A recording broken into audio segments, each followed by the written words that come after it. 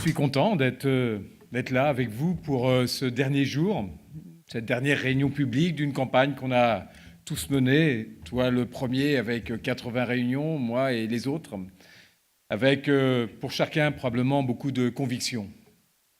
Et je serais heureux de développer en quelques mots, puisque l'heure tourne, quelles sont les raisons qui m'ont fait soutenir et souhaiter ta réussite à la tête de l'UDI dans les jours à venir. Et pourtant, cette journée est un peu particulière. Tu l'as dit, tu l'as évoqué il y a une heure ou deux, toi et moi, devant des journalistes d'un côté et de l'autre de l'Assemblée nationale, on était obligés de commenter des articles qui paraissent depuis quelques dizaines d'heures sur les scories de notre parti politique. Et comme beaucoup, moi j'espère et j'espérais, et je suis un peu inquiet aujourd'hui, que justement on avait une opportunité extraordinaire de bâtir quelque chose de neuf et quelque chose qui inspire confiance. Ramayad l'a dit tout à l'heure, dans un monde où 9 Français sur 10 ne font plus confiance aux partis politiques, il y a encore une chance, il y a encore une occasion de montrer que l'UDI n'est pas un parti comme les autres.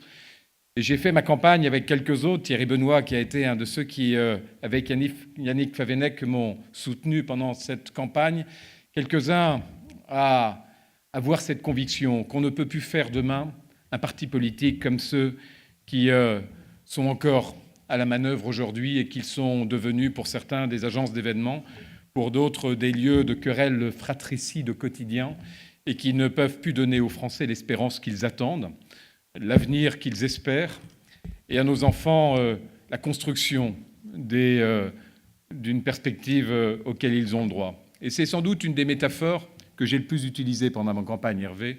On a eu l'occasion d'en parler un soir. Au cours de cette campagne, un journaliste de la presse régionale me disait « Donnez-nous une image simple qu'on puisse remettre dans la presse pour expliquer en fin de compte quel est le sens de tout ça.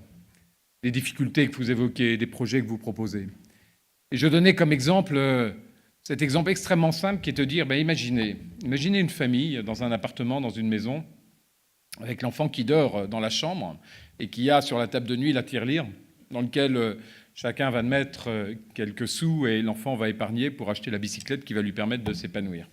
Imaginez les parents qui, le soir, une fois que l'enfant est endormi, va aller tirer de la tirelire quelques pièces pour aller au restaurant ou en tous les cas se payer les plaisirs auxquels ils ont envie. Et le journaliste me dit « Mais l'image que vous donnez est terrible. Si j'écris ça dans la presse, on dira « Mais quels parents indignes, quelle famille indigne !» Et je lui disais, il en convenait, il en concluait la même chose que moi, c'est un peu ce qu'on vit en ce moment. C'est d'ailleurs une société, tu l'as dit également, qui vit dans le court terme, qui vit dans l'instant, qui vit quelque part dans l'égoïsme.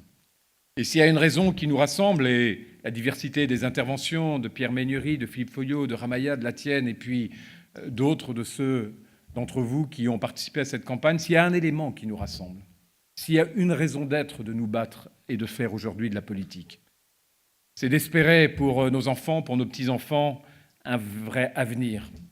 Un avenir à la hauteur des atouts de la France, des atouts de nos territoires, des atouts de notre économie, des atouts de notre modèle social, des atouts de notre participation à la construction européenne.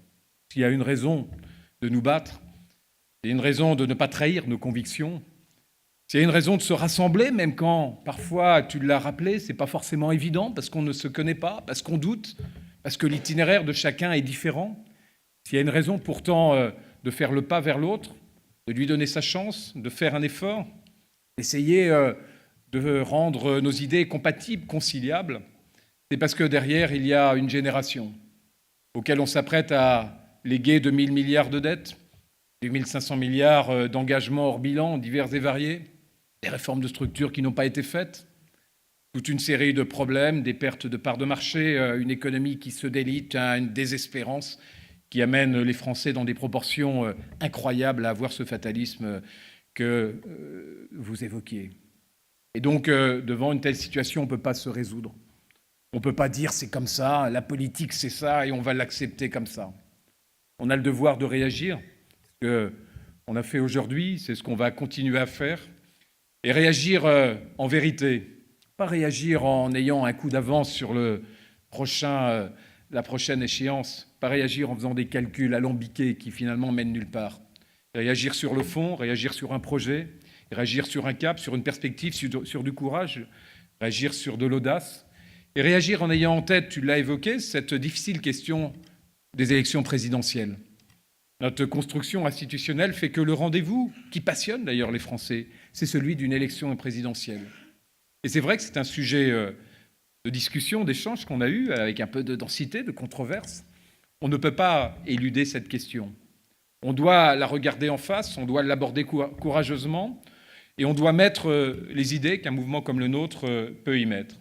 Et sans calcul, sans rentrer dans le mythe du super-héros, de l'homme providentiel que les partis vont aborder, commencent à aborder, et qui va fatalement déboucher sur des luttes fratricides dont il ne sortira sans doute pas grand-chose, pas des grandes constructions ou pas en tous les cas un grand projet. Nous faisons l'inverse. Comme tu l'as dit, démarrons par la base. Et plus que ça, démarrons de là où les gens vivent. Moi, ce qui m'a marqué pendant cette campagne et les 40 étapes, c'est finalement chacun est fier de là où il vit. Chacun est heureux de vivre dans sa région. Chacun est heureux de nous faire visiter, on le vit quand on fait une campagne, les atouts de son territoire, la belle entreprise qui fonctionne, l'atout de tel paysage et la force de son territoire. Et finalement, chacun a une capacité à entreprendre, à faire confiance, à construire, à développer là où il vit.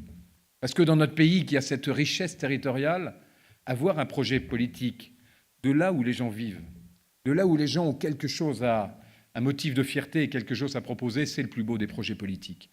Et moi, je crois et je suis heureux qu'on partage cette conviction, mais on doit la partager naturellement dans un parti comme le nôtre, qui a fait de la subsidiarité son modèle, son héritage politique. Pierre Méhaignerie l'évoquait également. On ne peut pas faire autrement.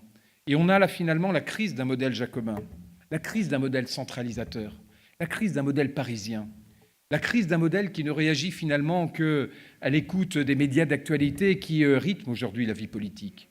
Et je crois qu'on a un autre rythme à proposer, on a une autre approche à proposer. On a celle qui constitue finalement l'ADN de la France. L'ADN de la France, ce n'est pas le microcosme parisien, ce n'est pas Neuilly, l'Assemblée nationale et les chaînes d'actualité.